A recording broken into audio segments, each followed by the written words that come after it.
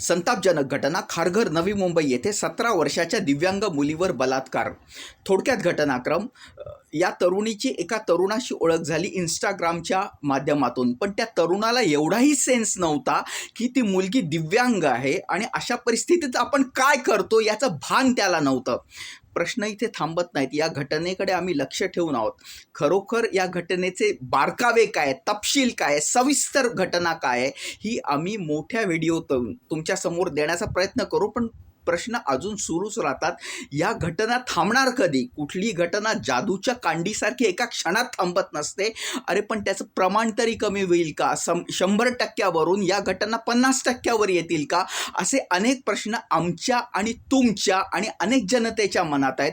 सामान्य नागरिक, सामान्य मुली सुरक्षित कधी होणार हे प्रश्न आहेत. एनिवे, या घटनेकडे आम्ही लक्ष ठेवून आहोत आणि जास्तीत जास्त अपडेट तुमच्यापर्यंत पोहोचवण्याचे आम्ही प्रामाणिक प्रयत्न करू.